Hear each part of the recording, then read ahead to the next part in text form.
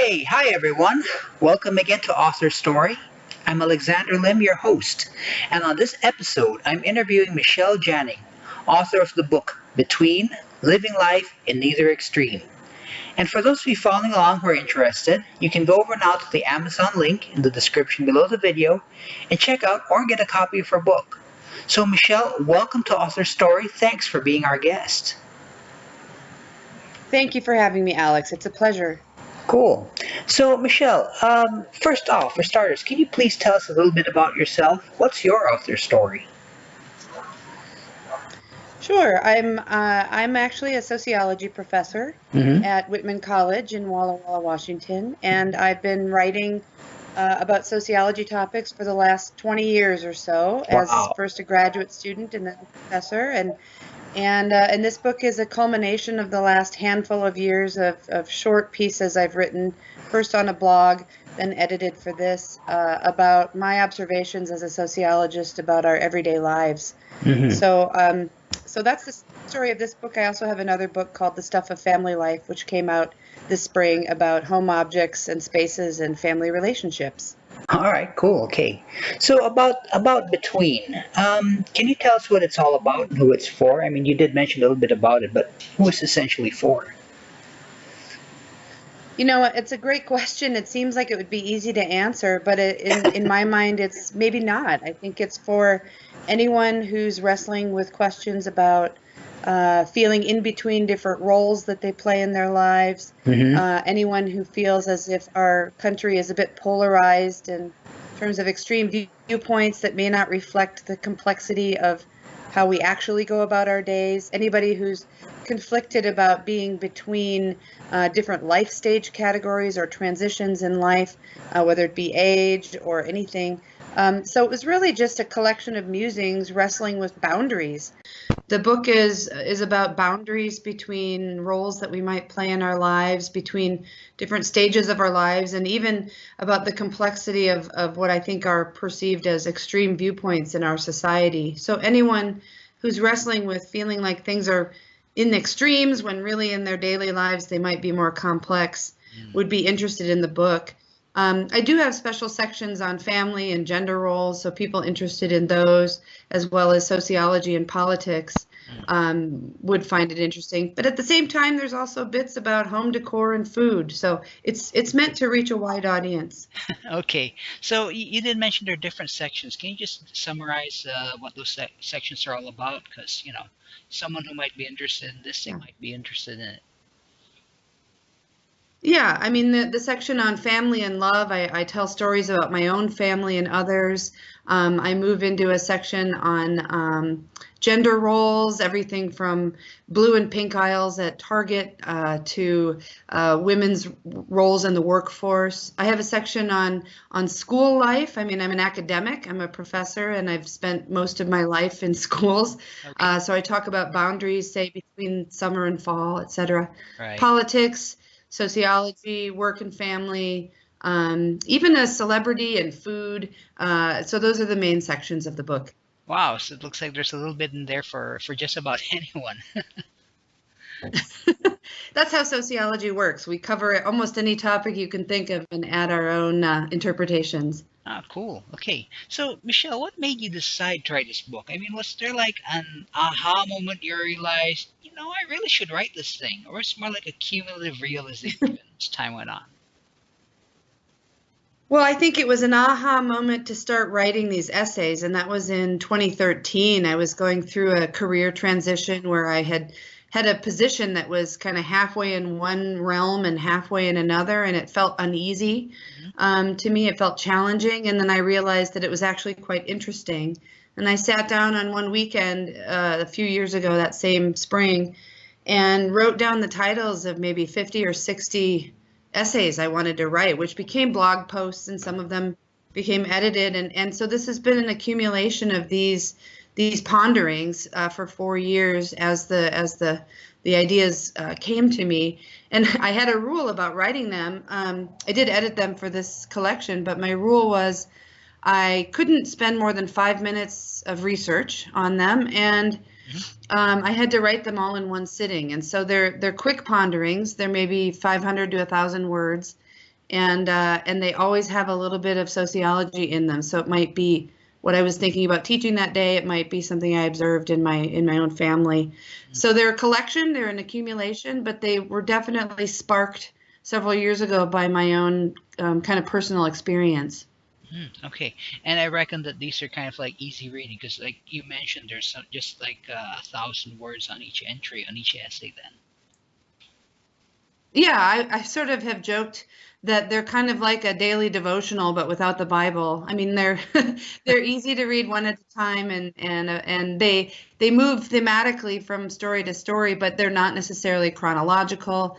They're just, like I said, organized by topic. But yeah, they're pretty easy to read. They're meant for a general audience. All right, cool. So, what was your favorite, I don't know, topic to write about? Do you have any favorite topics that you write about? Oh, that's a hard one. I think I'm going to say family. I think that's where my heart lies, both personally and professionally. Uh-huh. So things about my parents, I even write about my dog, who I consider to be part of my family. I write about my son and my husband, and right now I'm working on some pieces about in-laws and ancestry. So I think family issues tend to be where the core of my passion lies. Okay, I got that.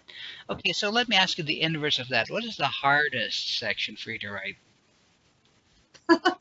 That's a great question. I think the hardest thing for me to write about for a wide audience is politics. Even though I think it's important to profess the idea that we see too many extremes, I Right. find myself wary of expressing viewpoints that are either extreme or in some cases not extreme enough. I think one of the risks of writing about politics is you could be kind of in the middle and alienate people on both sides. Right. But what I tried to do, and maybe this is why it was challenging, is to write about that in such a way to acknowledge that we're actually all probably like that Mhm. in many ways. It might be one topic we're passionate about on one side and we switch to the other on the other. Or if it becomes a personal issue for us in our own family, we might change our mind. Or like where I grew up, my parents always said, let's vote for the best candidate, Right. even though they tended to vote one way or the other. I just think politics are a particularly challenging issue in our country today. Mhm. And then for me personally, that becomes the most challenging. Right. Okay, got that. So, definitely then these essays, these topics. I mean, just to for the benefit of our listeners, these are not like dry academic essays. These are like really something they can read. They can pick up and read. Then. Yeah, they're I don't think they're dry, and the only academic part of them is when I might note, sociologists call this cultural capital, and then I define that, and it's meant to be for people who might want to learn one little thing about sociology, but really they're meant to be read as if they're stories with bits hidden in there that might be academic. So yeah, they're meant to be for people who want to read them for personal pleasure, for some growth, even book clubs and things like that. And maybe if you were in my introductory sociology class, you'd hear some of these stories too. So just because I'm an academic doesn't mean I don't like to don't like to tell funny stories. Okay, I got that. Okay, so let's start off with some of the concepts of the book. Extremes. I mean, the book title is between, essentially like between extremes. So, what's an extreme, and what kind of example can you give about what an extreme is?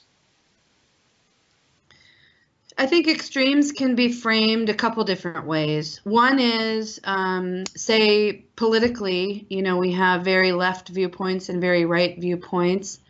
And then there's folks who might consider themselves to be in the middle. The two ways you could consider that would be you either oscillate, you change your mind about things. You might feel really liberal about one topic and really conservative about another, or more realistically, not sure about some things. And that's the second point, is being in the middle and saying, I kind of see it both ways from my vantage point, or I'm not sure what to think. So the extremes end up being maybe a misrepresentation of how our minds might work. And just as a side note, I do have extremes. I mentioned in the introduction, if you put a box of wheat thins in front of me, it's gone in a half an hour. Right. And I really like to get things done, so it's not as if I'm saying this is the only way that I've lived my life. It's just worth noticing. I can also think of other examples where, for example, the roles that we play, as a working mom, I think sometimes the notion of motherhood and paid employee are pitted as opposite ends of a spectrum because they're hard to manage simultaneously. There's a lot of parts of our world that make that role difficult to manage.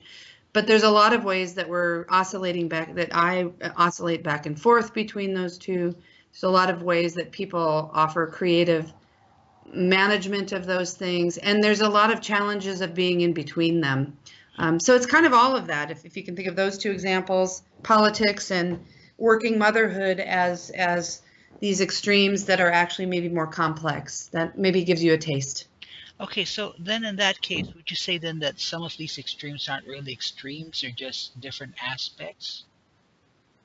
Like what you mean about Could be. I think, yeah. yeah, I think it could be how they're framed. A lot of it is we get information from limited sources. I think our news media and social media feeds have gotten really troubling in terms of what are we supposed to believe. And so the depiction of one camp of people as a certain way or one part of life as a certain way becomes oversimplified. So I would say the book is an attempt to undersimplify, if that's a word, to complicate things. So take, for example, what does it mean to be a child and what does it mean to be an adult? These are pitted in our society as very different experiences, but there are a lot of ways that childhood and adulthood can blur and overlap. I have this in the essay called Between Kidding and Adulting, about how there are these in-between categories and they're constantly shifting and being shaped by societal factors and historical forces. So it's not as simple to say childhood is always like this, adulthood is always like that. Right. I want to write about how it's complicated. Okay, I got that. So, Michelle, we humans tend to, you kind of touched on this with social media. We humans tend to classify everything in neat, simple, orderly ways. From a sociological viewpoint, what are the advantages and disadvantages of that kind of desire, that kind of thinking? Oh, I appreciate that question very much. In my classes, in fact, just this spring, I talked about that with my students.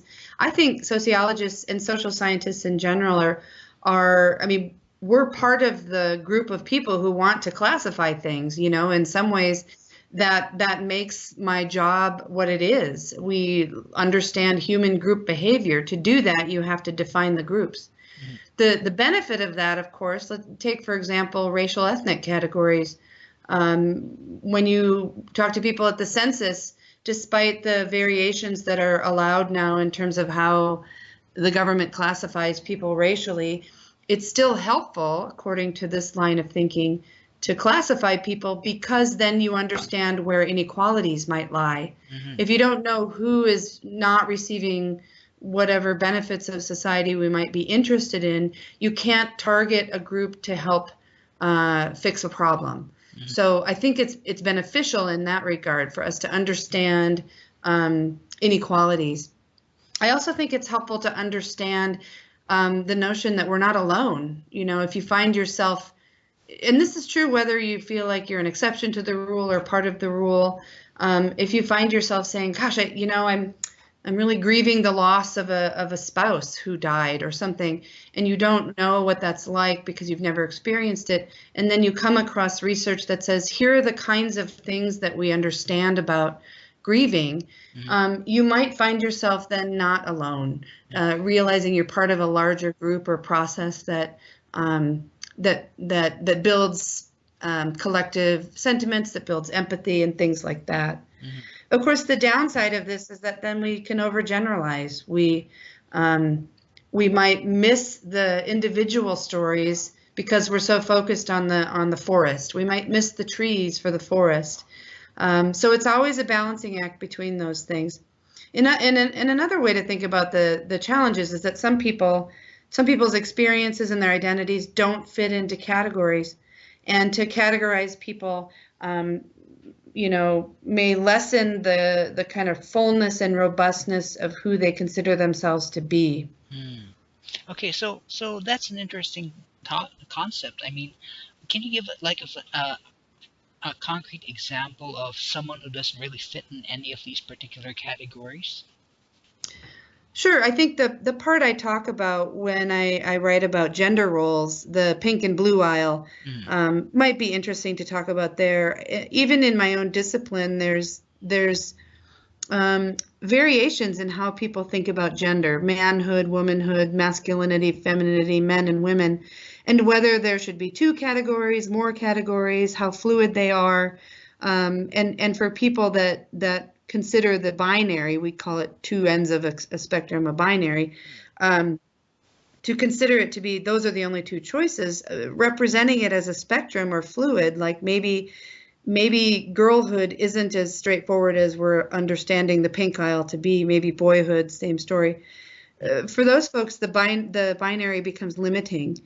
For people that prefer, for those folks, the binary might become useful. For other folks, the binary might be frustrating, because what do you do if you have a son who wants to do things that might not fit into traditional notions of boyhood? Right. These things are also changing over time. And so even for people that really like the idea of a boy as a boy and a girl as a girl, there's still the notion that historically there's been a lot of transition about this. There's been a lot of discussion and debate and a lot more fluidity. So historical change might point to boyhood and girlhood as being less extreme, perhaps, than they used to be. Okay, so definitely this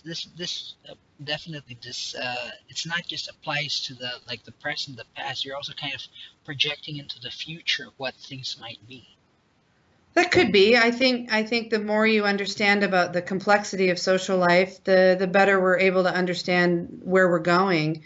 One of the main goals of sociology is not to just describe what's going on, but to be able to explain why, so that we can look to the future and say, what is it about what's going on that might be remedied, that might be revised, that might be altered, so that we don't run into the same problems. Anybody who's a political scientist would do this too. You look at polling data, you look at patterns of voting and things like that, and try to predict what the next election might be in order to make things better, or understand them more. Okay, so I'm sure you're kind of aware of how people who don't know what sociology is all about and the study and all that stuff, how we view human society. How different is the viewpoint of a sociologist like yourself from the average Joe or Jane like myself? Well, I mean, it depends on one's academic experience and maybe even political persuasion. Right. The simplest answer to that for me is that sociologists take something that we see as very familiar, very mundane, very everyday, and we make it weird.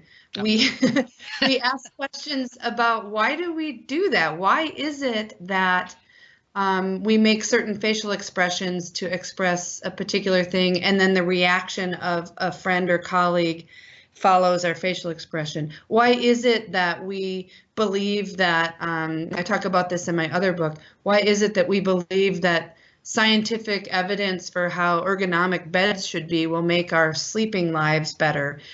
How does that get constructed? So it's almost as if we don't take anything for granted. Right. We spend our time unpacking things that everybody else, or that I would presume people don't spend their time thinking about in terms of taken for granted mundane experiences. There's a great sociologist who said that the point of sociology, to have a sociological perspective, is to see the strange in the familiar, to call into question why we do things, to understand our social lives. Okay, got that. So you may have touched on this earlier, but to the average person, why should we care about sociology or what it brings about? I think we need sociology more than ever. If there's one thing I've noticed in the last year, is that we are misunderstanding other groups of people that we're not part of. We're making claims about our world and about other people, problematic and otherwise, that are based on misinformation and that are based on judgment and quick snap decisions about how others might not be in the right position. So without that kind of understanding of the everyday understanding of group behavior, I feel like we're missing an opportunity to build empathy in our society, and that we're kind of lacking that right now. So gathering more information about others before we make judgments is something that I think is really important, and I think sociology can help with that. Okay, so with that objective in mind, how would your book fit in? I mean, like to the average person, will that help them understand others better, create empathy, as you would say? I think so. When I first started writing, I had a friend read things, and she said, you finally have captured a variety of stories that help me realize I'm not alone, and that help me realize I'm not weird, and that also help me realize that I change my mind sometimes, and that friendships and relationships might matter more than some other things. So the book's aim is, I think, kind of to build empathy, to share a bunch of stories, that some more direct than others, some a little hidden, but to share stories about how it's not so simple to look at a group of people a certain way, or a part of our life a certain way. And once you realize that, you might realize that you're not as oversimplified as others might be perceiving you. And isn't that a comforting feeling? You might realize that you've been maybe evaluating others in a way that is incomplete. So the more stories you hear about complexities, the more you might look at the world as a complicated place instead of snap judgment and oversimplification. Right. Okay. Got that. Cool. So Michelle, we're winding down the interview now. So in the last minute or so, are there any last words of wisdom you'd like to share to inspire listeners? Let them know. I think the main words of wisdom I would offer are that I'm continuing to grow and learn as a sociologist myself. That in a lot of ways, these writings are moments in time of how I've been thinking about the world, current events, things that come across my desk, and that they're works in progress, like we all are. So if anybody's interested in reading a collection of essays from somebody who's been thinking about sociology for 2 decades, and who wrestles with questions with her students on a daily basis in, I think, fair and sophisticated ways, with some funny stories thrown in. That's a helpful way to look at the world. Humor helps a lot, for sure. Cool. Okay. Cool. I got that. Thanks. So in closing, then, the book is Between Living Life in Neither Extreme. The authors are guest Michelle Janning, and you can find her book on Amazon as well as on her website, michellejanning.com. So, Michelle, thank you very much for your time and for being on Author Story. It was very insightful having you with us today. Thank you very much for having me. Cool. So, if any of the listeners want to know more about this topic, please feel free to go ahead and check out Living Life in Neither Extreme, which you can do so right now by going to the Amazon link in the description below the video. And if you'd like to follow our author interviews on YouTube, I invite you to subscribe to our channel. So, bye for now, everyone. I'll be back next time on Author Story with another inspiring author.